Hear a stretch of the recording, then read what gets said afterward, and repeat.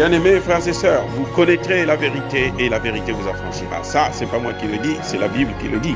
Mais moi, je vous dis mieux. Vous connaîtrez la vérité historique, notamment celle de vos ancêtres kémites, et vous aurez une vision globale de ce que c'est que la vraie souveraineté politique. J'ajoute, vous reviendrez à la spiritualité africaine ancestrale et vous comprendrez les enjeux de l'indépendance économique. Et pour terminer, vous accepterez votre identité culturelle kémite et vous obtiendrez deux choses. La première, c'est la paix. La seconde, c'est le développement, à une condition. L'unité de toute l'Afrique noire, l'unité de tous les Noirs du monde entier. Otep à tous, bienvenue sur la chaîne des panafricanistes par essence, par conviction et par excellence. Celle des citoyens kémites par nécessité et obligation de combat. Nous sommes une chaîne qui n'est guidée que par nos ancêtres et rien que par les ancêtres qui appartiennent à l'égrégore du monde noir. Par conséquent, nous ne croyons en aucun Dieu venu de l'étranger. Toutefois, cette vidéo n'est aucunement destinée à inciter à la haine ou à la violence, car nous menons un combat qui est d'abord et avant tout spirituel, intellectuel et démocratique. Ensuite, il est politique, géopolitique et géostratégique. Contre l'impérialisme, le colonialisme, le néocolonialisme et l'endocoloniat, qui sont tous qualifiés de crimes contre l'humanité. Nous menons ce combat sur la base du principe fondamental que nous avons hérité de nos ancêtres kémites, qui est celui de la Mahat, c'est-à-dire solidarité, vérité et justice. Vous êtes donc en droit de connaître la vérité et nous avons l'obligation de vous dire la vérité, rien que la vérité, afin que justice soit rendue au continent africain. Et ça, c'est notre modeste contribution dans cette noble lutte en faveur de la souveraineté, la dignité, la solidarité et l'unité africaine.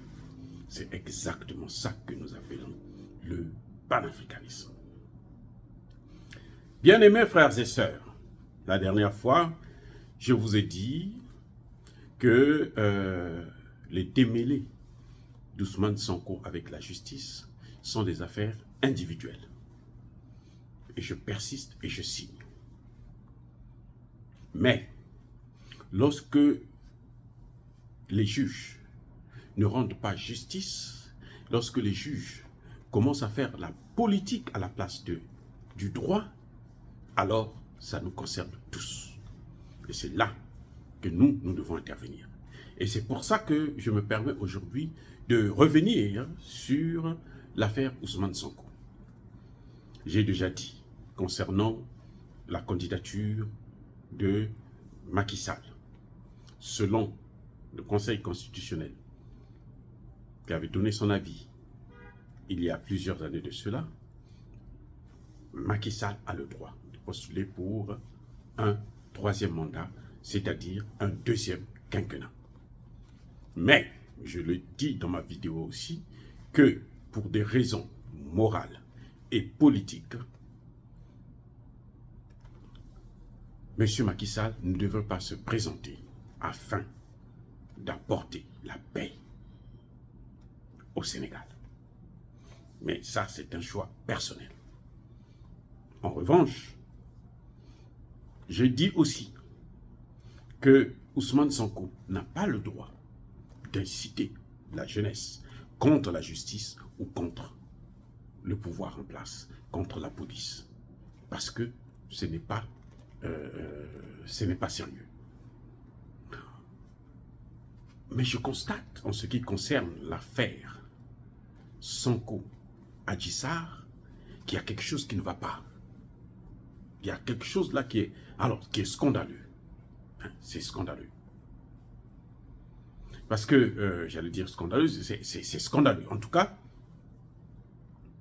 cette dame accuse Ousmane Sonko de l'avoir violée 5 fois. Ça, c'est le problème.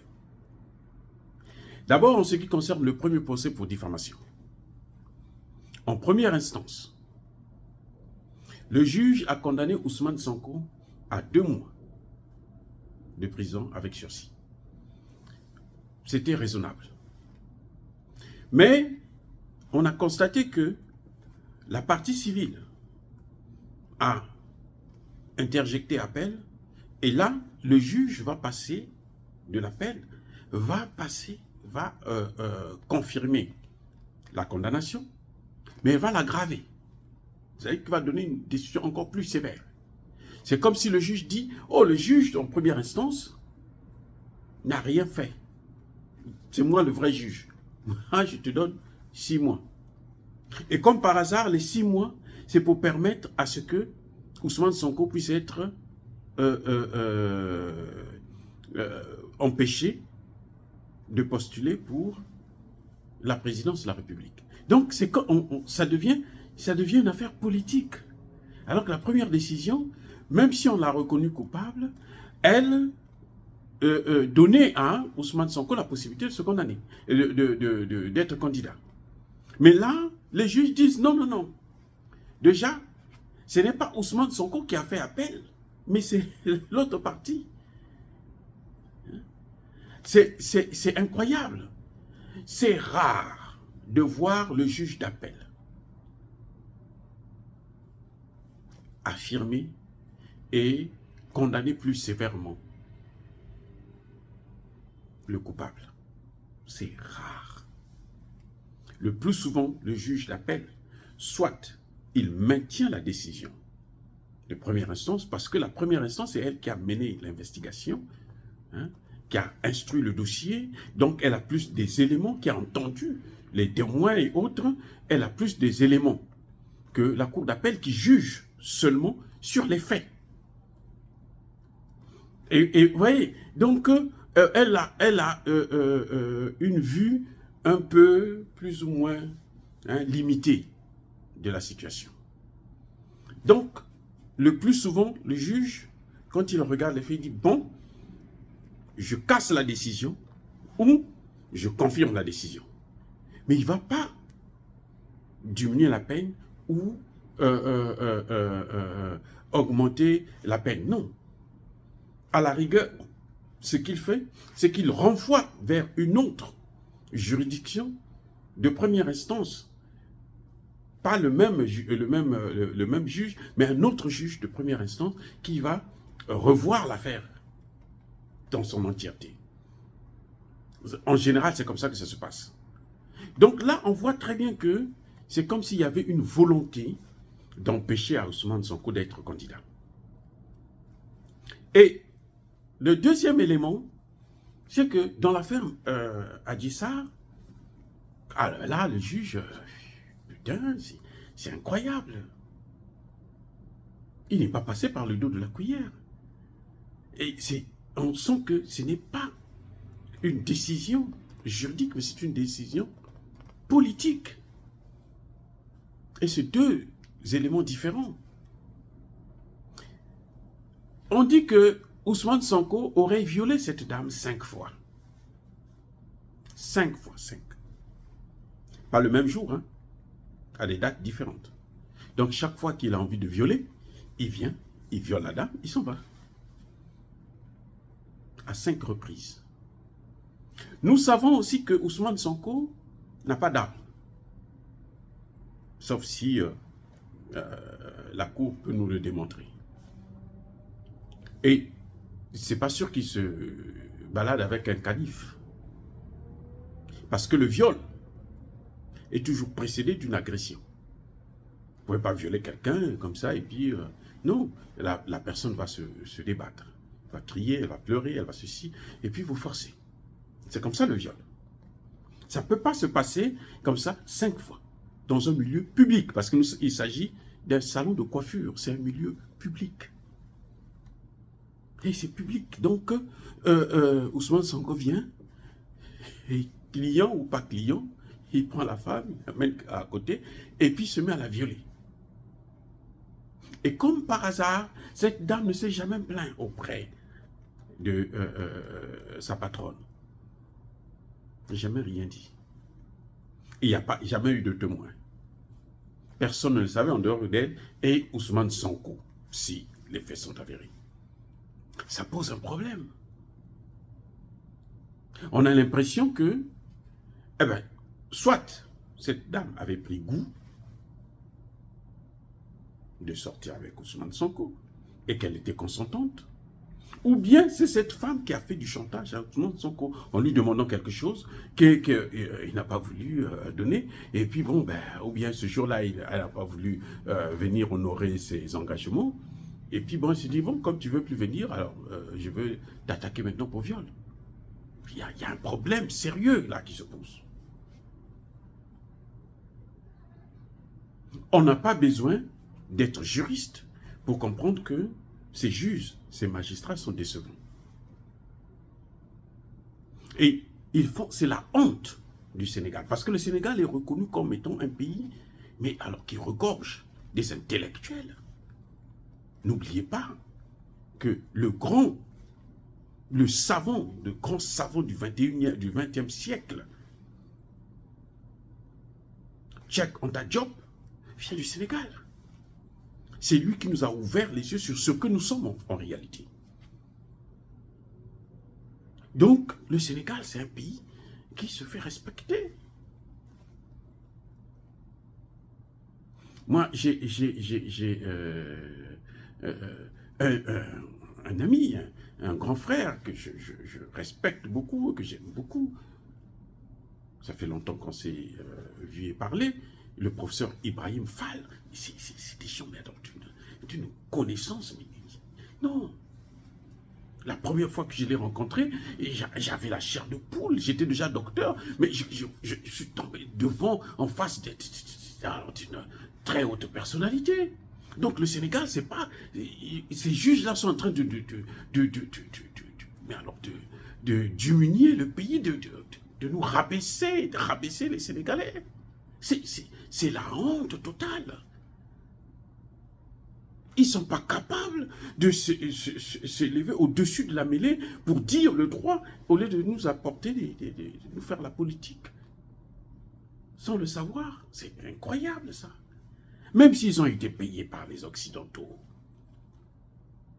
Ça n'a pas de sens. Et le pire, ce qui me fait intervenir, c'est quoi? C'est que, vous savez, je me rends compte que le Sénégal est attaqué. Oui, le Sénégal est attaqué. Dans le sens où, vous savez qu'ils veulent occuper le golfe de Guinée. Ils veulent occuper le Sénégal. Ils ont déjà occupé la Côte d'Ivoire avec Ouattara, qui, vous l'avez vu, il a exclu Gbagbo, parce qu'il veut aussi empêcher Gbagbo d'être candidat et tout. Et puis, bon, si ça peut allumer le feu, tant pis pour lui. Et, en tout cas, il veut continuer à faire ce qu'il avait commencé à faire depuis 2010. Même avant, depuis la mort d'Houphouët-Boigny. Le problème de la Côte d'Ivoire, c'est Ouattara. Donc, ils ont presque occupé la Côte d'Ivoire. Ils veulent aussi occuper le Sénégal. C'est ça que je voudrais. Ça, c'est mon message le plus important. Le Sénégal est attaqué par les puissances occidentales en utilisant Macky Sall. Pourquoi je dis ça? Parce que ces juges, quand ils prennent cette décision, ils savent qu'il y aura une réaction de la jeunesse. Il y aura une réaction d'une bonne partie de la population. Et ça va entraîner un conflit, une crise ouverte entre le pouvoir en place et l'opposition.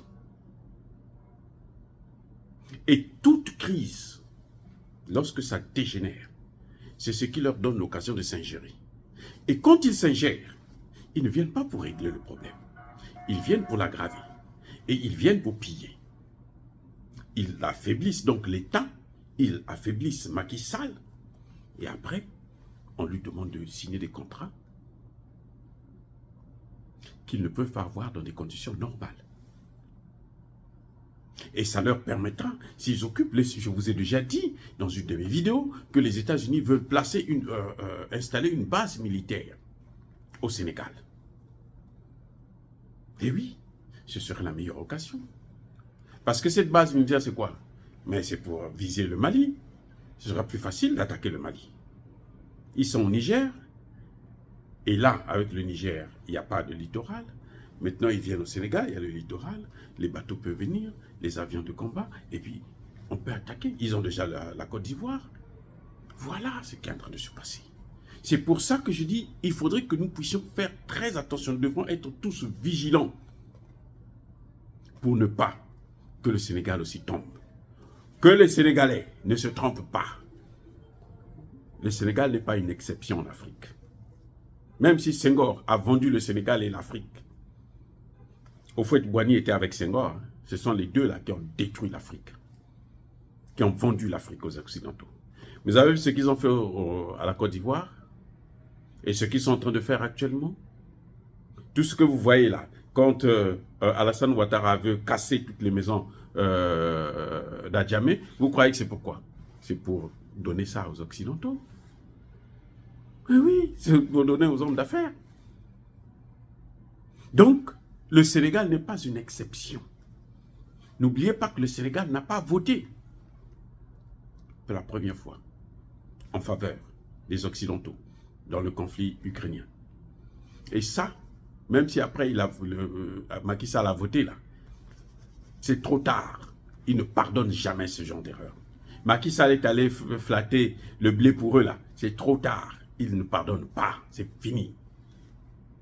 Donc nous devons faire attention. Et les magistrats sénégalais doivent le comprendre. Parce qu'il ne faut pas qu'ils pensent, parce qu'on leur a donné de l'argent, des visas et des maisons ou quoi, aux États-Unis, en Europe, qu'eux, ils seront épargnés. Lorsque le Sénégal est attaqué, c'est tous les Sénégalais qui sont attaqués. C'est l'ensemble du continent africain qui est attaqué. Dire cela, c'est inciter à la haine ou à la violence? Non. Yaba, colère, Yamalem. Encore une fois, bien-aimés frères et sœurs, soyez bénis, abondamment bénis par le Dieu des Kémites et par nos ancêtres angélisés. Mais que tous ceux qui persécutent le continent africain, tous ceux qui le pillent et le déstabilisent, qu'ils soient noirs, blancs, chinois, arabes, indiens, qui qu'ils soient maudits, punis, foudroyés, neutralisés, écrasés, effacés par ce Dieu des Kémites et par nos ancêtres angélisés. Vive l'Afrique éternelle. Vive le Sénégal éternel et indivisible. J'ai dit et j'assume.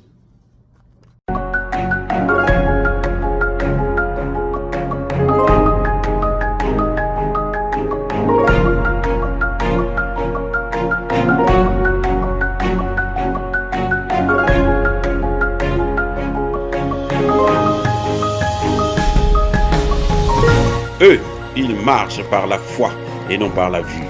Mais moi, je vous conseille vivement de marcher par la connaissance scientifique et historique, notamment celle de nos ancêtres kémites, par les 5 sens et par l'intelligence. Abou Abia.